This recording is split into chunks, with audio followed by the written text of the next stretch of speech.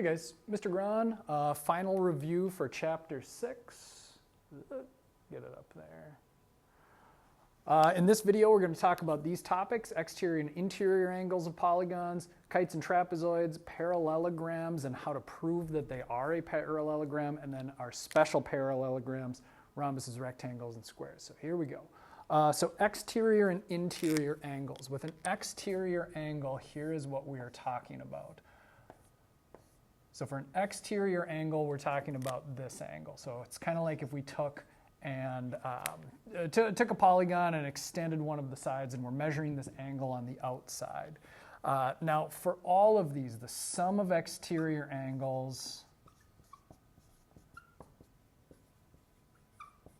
always equals 360 degrees, right? So that means for regular polygons,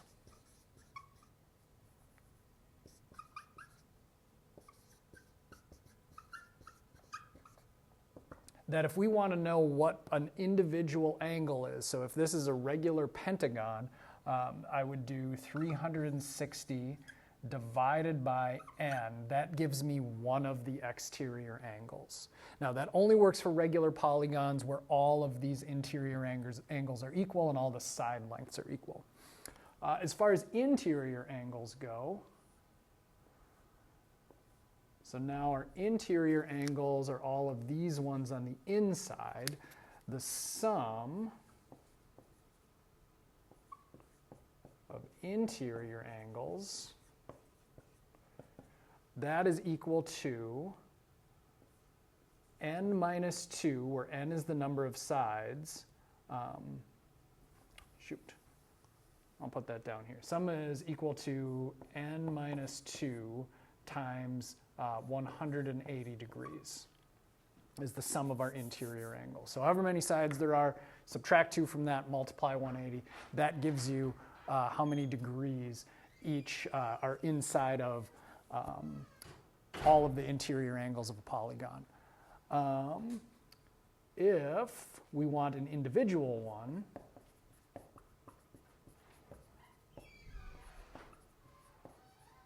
well, then we're just going to divide by the number of angles or the number of sides. So it becomes n minus 2 times 180 over n. So for a pentagon, right, we'd plug in 5, get 540. If I divide that by 5, that tells me how many degrees each individual angle is. All right, kites and trapezoids. So I think for this, for the final, I would want to have a diagram of what each of these things are, so I know what the important elements are for each one. So for a kite, right, make a kite here. What makes a kite is that consecutive sides are congruent. Right, so these two sides are equal, these two sides are equal. If we look at the diagonals, so if we connect corner to corner, those diagonals on a kite always meet at a perpendicular angle. They always meet at a 90-degree angle. They're perpendicular to one another. And one of the diagonals is bisected, right? So this one is cut in half. And on the other one, it bisects the opposite angles. So these two sets of angles are equal to one another. So the two here equal, the two here equal to each other. All right, for a trapezoid. Now, generally speaking, just any old trapezoid, we've got bases that are parallel. Right, so these two lines are parallel. If it's quadrilateral and you've got two parallel bases, that is automatically a trapezoid. If it's an isosceles trapezoid,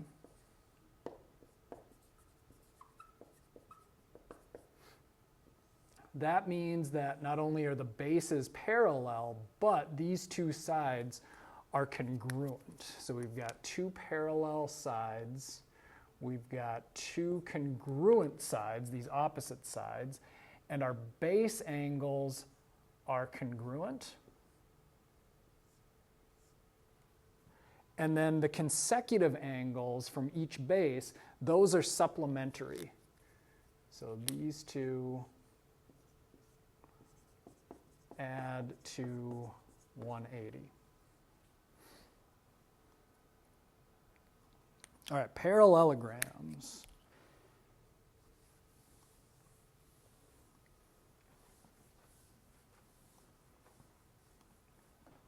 Now with the parallelogram, we've got 6 total ways that we can prove that something is a parallelogram. And it kind of covers all of the different elements. There's a lot of elements of the parallelogram. A single diagram can be pretty messy, so it's probably best if we split it up. So one thing with a parallelogram, we know for sure it's a parallelogram if we have 2 sets of parallel sides.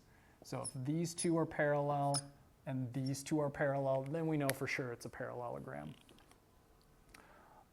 We know it's a parallelogram if opposite sides are congruent. So these 2 sides are equal in length, these 2 sides are equal in length.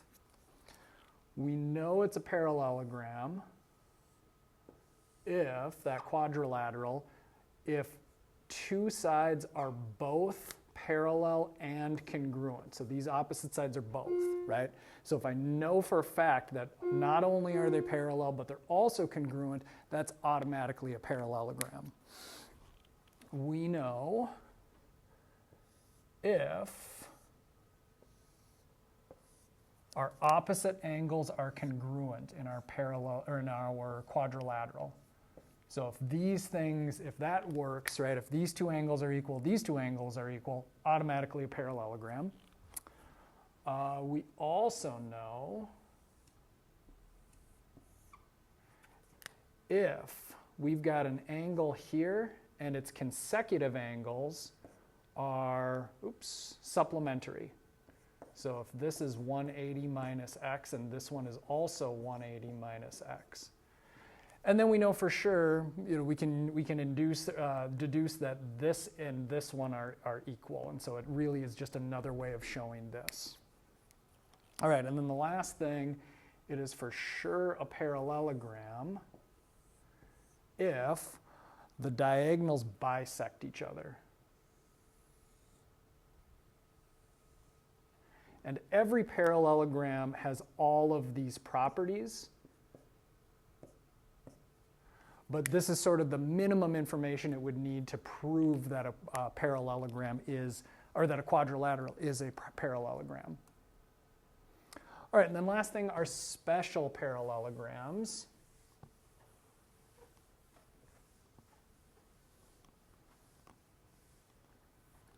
All right, so for special parallelograms, we've got a rhombus.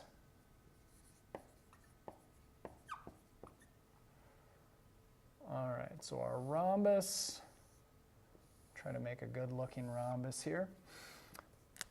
For a rhombus, we know that all of the sides are equal, right? Also, opposite angles are equal. And then in terms of the diagonals, I'm going to make a separate diagram just so it doesn't get too messy. For a rhombus, they meet at a 90-degree angle, and each one of these is bisected. So the diagonals get bisected, so this half is equal to this half. These 2 halves are equal. Also with our angles, the diagonals bisect these angles. Oops, that should be 1 arc for each of those because all 4 of these angles are congruent, and then all 4 of these are congruent. One additional property would be that these 2 angles also add to 180. Because it is a parallelogram, consecutive angles automatically add to 180. Okay, rectangle.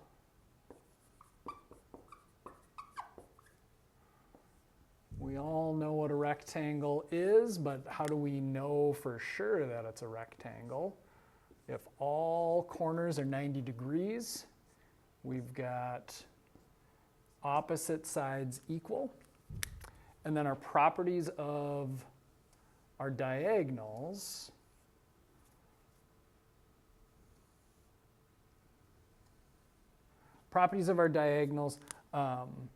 the total length of the diagonals are equal.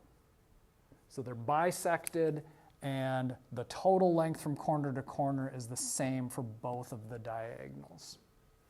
All right, and then the last thing would be a square. Now, a square is both a rectangle and a rhombus, and also a parallelogram, and technically a kite also. So it shares a lot of properties. Like a rectangle, it's got all 4 90-degree angles, and like a rhombus, it has 4 equal sides. In terms of the diagonals, well, now our diagonals, not only do they cross at a 90-degree angle and bisect all of these angles, right? It cuts all of these into 45-degree angles.